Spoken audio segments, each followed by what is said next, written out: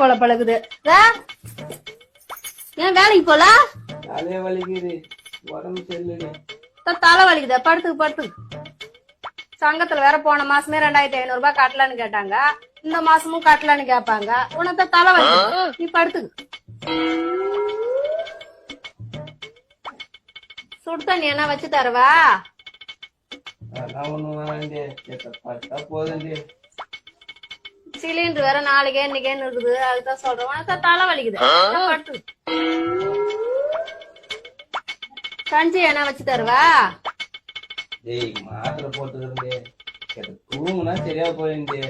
அரிசி வேற ஒரு படி தான் இருக்குது. அதுக்குதான் சொல்றோம். உனக்கு தலை வலிக்குது, படுத்துக்கு.